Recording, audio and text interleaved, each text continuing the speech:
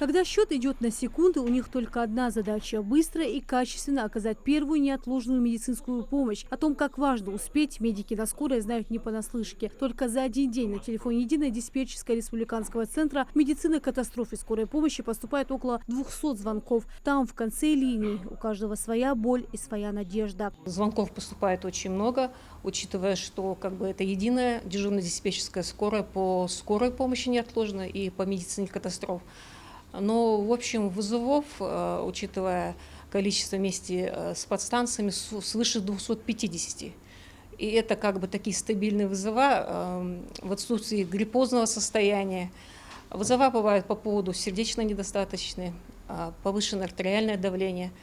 Конечно, ДТП бывает, к сожалению. Оказывать первую медицинскую помощь может научиться любой желающий. Здесь открыт и успешно работает учебно-методический центр. На специальных манекенах показывают важнейшие манипуляции с пострадавшим. Почти ежедневно проводятся специальные занятия не только со своими сотрудниками, но и работниками из других ведомств и организаций. Их обучают азам оказания первой медицинской помощи на месте ДТП или ЧС. Навыки оказания первой доочередной помощи, если до приезда скорой помощи пострадавшим оказали грамотную первую доочередную помощь, дальнейшая медицинская помощь бывает более продуктивная, и шансы на повышение, шансы на выживание человека возрастают до 80%.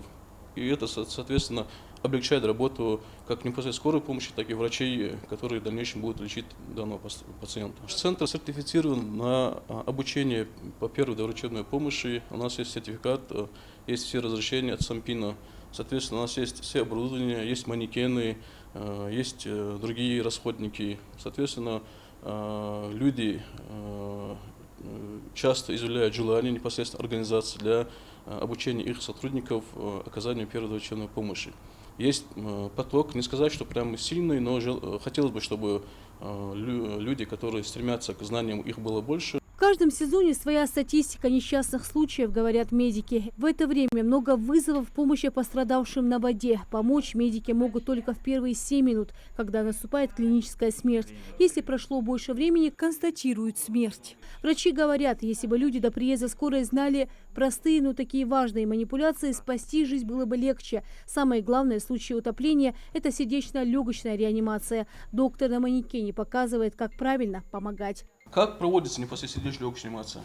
Компрессия на грудную клетку проводится непосредственно на середине грудной клетки. То есть, если это мужчина, мы можем визуально между сосками провести визуально линию, и на середине этой линии мы ставим руку. То есть, основание нашей ладони ставим на середину грудной клетки. Далее мы делаем замок свободной рукой, пальцы нижней руки мы отгибаем. Далее мы делаем прямой угол над телом пострадавшего и делаем 30 компрессий на грудную клетку пострадавшего. При этом глубина прогиба грудной клетки должна быть для взрослого человека от 3 до 5 сантиметров. То есть должна быть достаточно глубокой. Есть такие случаи, когда во время ЧП люди, знающие навыки оказания первой помощи, оказываются в нужное время в нужном месте, как на реке Асса месяц назад до приезда бригады. Мужчине, которого вытащили из воды, оказали помощь. Дальше медики сделали свою работу и спасли человеку жизнь. В тот день в карете скорой помощи вместе с коллегами реанимацию проводил и фельдшер выездной бригады Мухтин Тачиев.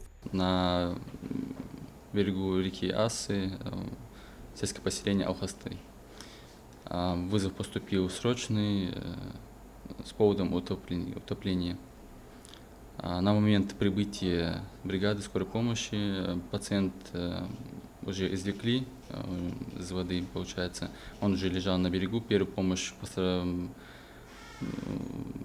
оказали ему. Состояние было тяжелое.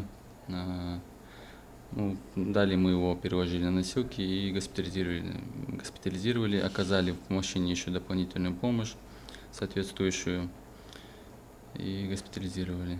Да, стабильный он был, тяжелый. Много вызовов у скорой приходится на дорожно-транспортные происшествия. Накануне бригада медиков Сужинской станции скорой медицинской помощи спасала пострадавших в массовом ДТП. Проводим контроль витальных функций, измеряем артериальное давление, проводим оценку частоты пульса, частоты дыхательных движений и сатурации крови.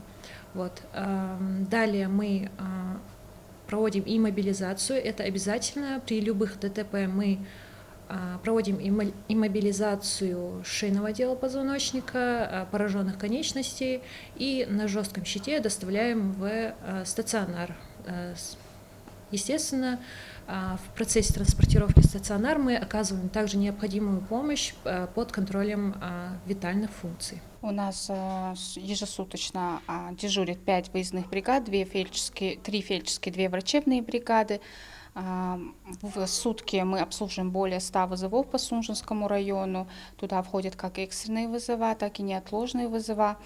То есть попадаются различные случаи с постоянно встречающиеся, да, там заболевания чаще всего, ну и редкие, типа судорожных синдромов, астматических статусов, утопления, дорожно-транспортные происшествия, какие-то бытовые травмы и прочее. Всемирный день оказания первой медицинской помощи отмечается ежегодно во вторую субботу сентября. В этом году дата выпала на 13 число. Цель праздника – повысить знания, как оказывать первую медицинскую помощь и обучить людей навыкам ее оказания. У каждого есть возможность познать простые навыки и спасти людям жизнь. Главное – желание. Рина Цычуева, Султан Булгучев, Магаз 24.